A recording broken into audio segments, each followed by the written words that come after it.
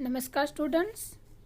हिंदी में हमने 6 chapter over कर लिया है। उसका रिटर्न वर्क भी आपको भेजा गया है। आशा रखती हूँ सबने लिख लिया होगा। आज हम 7 पोएम कर रहे हैं जिसका नाम है जन्मभूमि। स्टूडेंट, इसका मतलब होता है जहाँ पे हम लोगों ने जन्म लिया है ना, जिस भूमि पर, उसको हमारी जन्मभूमि कहा जाता है। इसके कवि हैं सुमित्रा नंदन पंत, जिनका जन्म हुआ था 1900 और इनकी मृत्यु हुई थी 1977 में। थोड़ा हम कवि के बारे में जान ले। प्रकृति के सुकुमार कवि सुमित्रा नंदन पंत का जन्म उत्तराखंड के अल्मोड़ा जिले के कौशानी गांव में हुआ था। उनकी प्रारंभिक शिक्षा कौशानी के अल्मोड़ा में हुई। मैट्रिक उत्तीर्ण करके आगे की पढ़ाई के लिए पहले वाराणसी फिर प्रयाग गए। सन 1921 के गांधी जी के असहयोग आंदोलन के कारण पढ़ाई छोड़ दी उन्होंने। फिर 1943 एंड 44 में वे उदय शंकर के नृत्य केंद्र से संबंध और कल्पना चित्र के निर्माण में सहयोग। फिर सन 1950 से लेकर 1957 तक फिर आकाशवाणी में हिंदी सलाहकार रहे। छायावाद के साल का पुरुष, प्रकृति सौंदर्य के अनुपम चित्रकार, काव्य भाषा के समर्थ शिल्पी, प्रौढ़ विचारक, कवि को इनके कला और बूढ़ा चांद पर साहित्य अकादमी से, लोकायत्न पर, सोवियत भूमि नेहरू पारितोषिक समिति से और चिदम्बरा पर ज्ञानपीठ पुरस्कार मिले। इनकी कविता छायावाद, मार्क्सवाद, अरविंद दर्शन, वैदिक चिंतन के सोपानों से बढ़ती थी। फिर इनके अलावा उन्होंने नाटक भी लिखे थे और वो फिर उनकी बहुत सारी कविता थी जो प्रमुख काव्य लिखे जाते थे।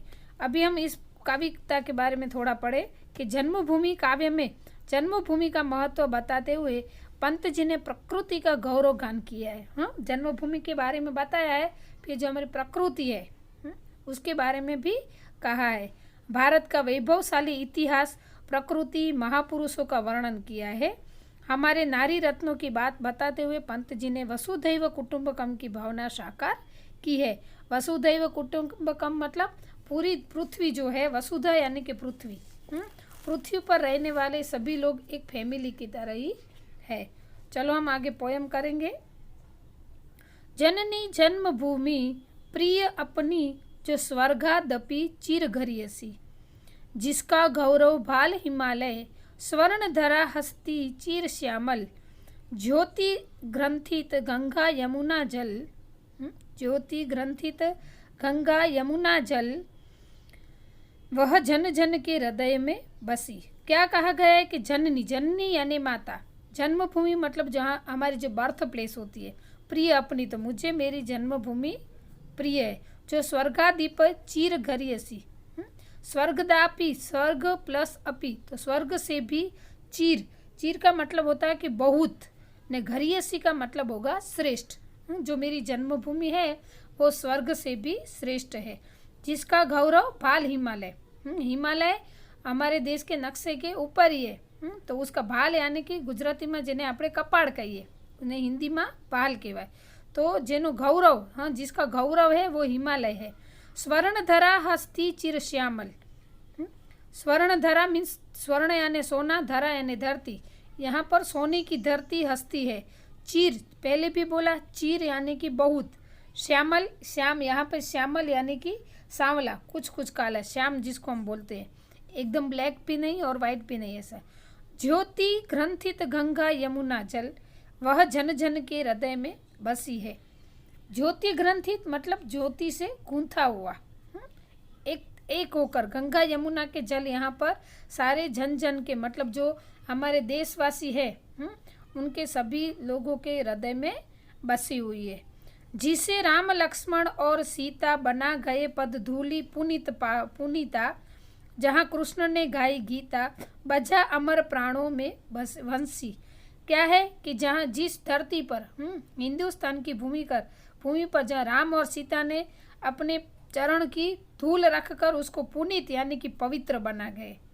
राम सीता हमारे भगवान है, इन्होंने इस देश में जन्म लेकर यहाँ जो हमारी भूमि है, धरती है, उसको पावन कर दिया, पवित्र कर दिया।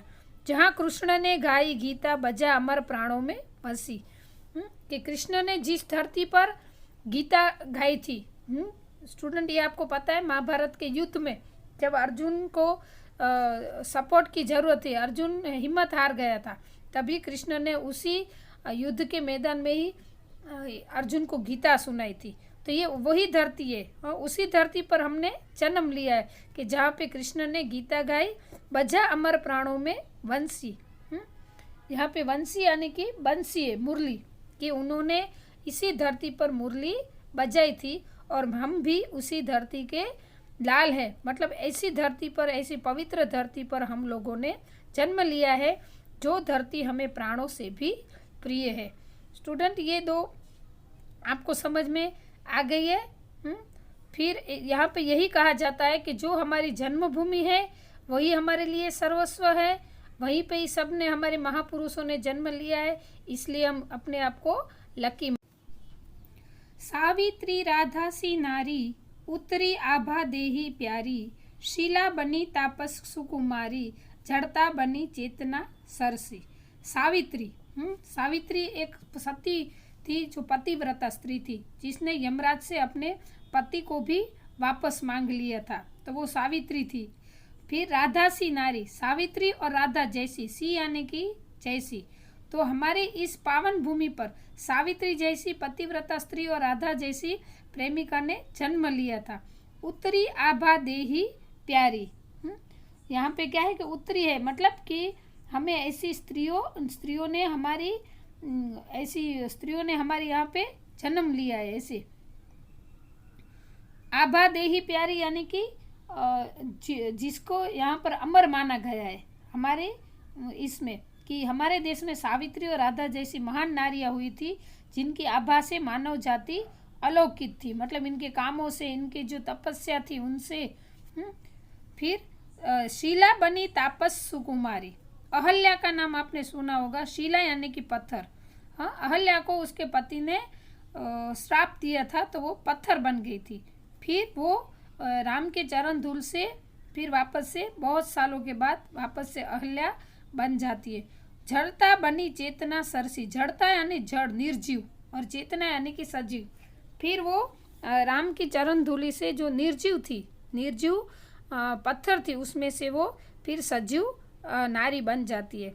तो यहाँ पे ये कहना चाहते हैं कि हमारे देश में सावित्री और राधा जैसी महान नारियां हुई थी जिसकी आभा से मानव अलौकित है, मानव जाति अलौकित है, मतलब उनकी तप से, उनकी जो कार्यों जो होते थे, कार्यों से हम जो मानव जाति वो अपने आप को धन्य मानते कि ऐसी सतियाँ हमारे देश में थी। अहल्या साप व शीला बन गई और उसको फिर निर्जीव थी, फिर उसको सजीव, भगवान श्री राम की चरण रज से वो सजीव बन गई, मतलब वो निष्पाप थी, उसने कुछ भी पाप नहीं किया था, इसलिए उसको खुद का जो पहले जैसा शरीर उसको वापस मिल जाता है। शांति निकेतन जहाँ तपोवन, ध्यानावस्थित हो ऋषि मुनिगण, चिद नभ में करते थे विचरण, जहाँ सत्य की किरणें बरसी। यहाँ पे क्या कहते हैं कि शांति निकेतन जैसा तपोवन है। शांति निकेतन मतलब तपोवन का नाम है, ऐसे जहाँ पे शांति प्राप्त होती है। तो जो शांति निकेतन, हमारी जन्मभूमि की महिमा कितनी निराली है कि यहाँ पे शांति निकेतन जैसा तपोवन है। फिर ध्यानावस्थित हो ऋषि मुनिगण, यहाँ पर ऋषि मुनि है जो ध्यानावस्थित मतलब ध्यान मग्न होकर चिद नभ में करते हैं विचरण। हाँ, क्या कहते हैं कि ज्ञान रूपी जो नभ मतलब आकाश में है वहाँ पे विचरण करते हैं। ऐसा हमारा देश सत्य के प्रकाश में अलौकित है। यहाँ मतलब कि यहाँ पे क्या है कि सत्य की किरणें बरसी, कि हमारा देश हमेशा सत्य के ही रास्ते पर चलता है और यहाँ पे सत्य की ही विजय होती है। आज युद्ध झरझर जग जीवन, युद्ध झरझर यानी कि कमजोर, झरझर यानी कि कमजोर, पुनः करेगा मंत्रोच्चारण, वह वसुधैव बना कुटुंबकम, उसके मुख पर ज्योति नवल सी, जननी जन्मभूमि प्रिय अपनी, जो स्वर्गादपि चीर करियसी। आज युद्ध झरझर जग जीवन मतलब आज का जो जनजीवन है, समस्त विश्व के लोग युद्ध से और ऐसी बहुत सारी मुश्किलों से वो जर्जरित हो गए। जर्जर होना मतलब कि वीक हो जाना ऐसे। पुनः करेगा मंत्रोच्चारण, फिर वापस से वो मंत्रोच्चार करेंगे और क्या कहेंगे फिर, वह वसुधैव बना कुटुंबकम, फिर वापस से वो जो वसुधा है, हमारी पृथ्वी है, वो कुटुंब से जैसी बन जाएगी। उसके मुख पर ज्योति नवल से, नवल यानी कि नया, नई, हाँ न्यू, तो उसके मुख पर जो ज्योति है वो नई ज्योति आएगी। फिर क्या है कि जननी जन्मभूमि प्रिय अपनी जो स्वर्गादपि चिर करियसी, हमारी जो जन्मनी है, हमारी जन्मभूमि है, हमारी माँ है, वो स्वर्ग से भी हमें प्रिय है, ऐसा यहाँ पे कवि कहना चाहते हैं। स्टूडेंट्स, ये पोयम यहाँ पर ख़त्म होती है। आपको ये इसके वर्ड मीनिंग मैंने जो जो बोले हैं वो आपको बुक में लिख लेने हैं और आशा रखती हूँ आपको अच्छे से समझ में आ गई होगी कि हमारी जन्मभूमि किसे कहा जाता है और हम उसके लिए कितना गौरव मानते हैं उसको। हमें भी अपनी जन्मभूमि से लगाव होता है। हम भले ही सिटी में रहने आए, लेकिन हमारे दादा दादी अगर गांव में रहते हैं, हमने वहाँ पे जन्म लिया है, तो हमें उस जन्मभूमि की भी याद आती है और बार बार जाने का हमें इच्छा होती है। और हम सब ने तो भारत देश में जन्म लिया है, तो ये तो हमारे सबसे हमारे लिए नसीब की बात है, क्योंकि इसी देश में बड़े बड़े ऋषि मुनियों ने श्री राम, लक्ष्मण, सीता, ये सभी इसमें जो वर्णन किया है कि राधा और अहल्या, सावित्री जैसी नारियां जहाँ पे पैदा हुई थी, वहाँ पे सतीव्रता धर्म का पालन करती थी। तो ऐसी जन्मभूमि में हमने जन्म लिया, इसलिए हम धन्यता अनुभवते हैं। यहाँ पे